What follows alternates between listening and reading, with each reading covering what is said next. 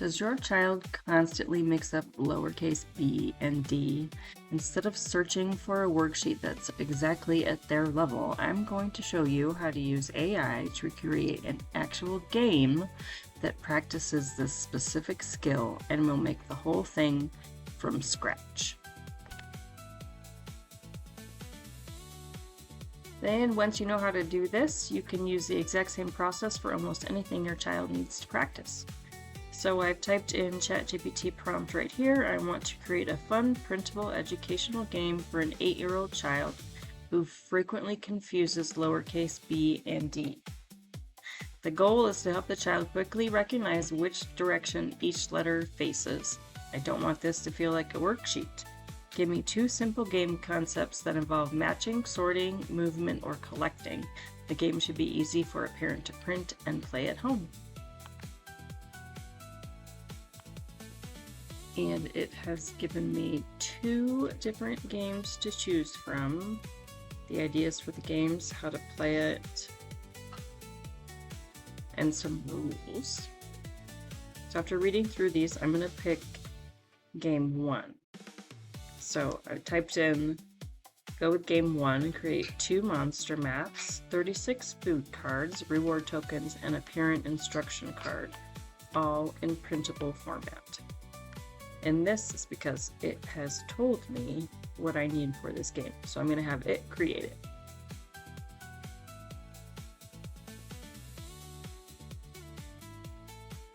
Okay, and it has created a printable PDF for me to go ahead and print out, but I don't like the way the monsters look, and my kiddo likes dogs more than monsters, so I'm going to have it change to dogs instead of monsters to make it more personalized to him.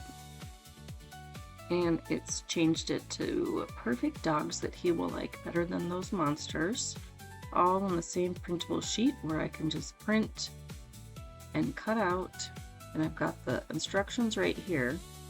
So now I want to adjust the difficulty a little bit. I want to have a level 1 and a level 2 to make it a little bit harder. Okay, so I've typed in that I want for the next level of the game, add cards containing lowercase b and d mixed with other lowercase letters. So when we're ready to move up to the next level, we'll have that ready. It's given me 2 different level 2s to choose from, and I like the way this one looks better, so we are going to pick level 2 in this format.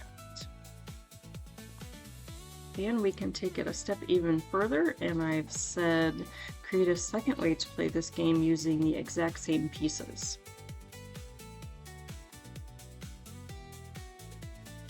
Okay, and it has given me a second way to play on each sheet. So I'm just going to type in now to create them in printable PDFs on the size paper that I want and print them out. And now we know how to create a game for any kind of specific thing your child might need help with. Easy peasy.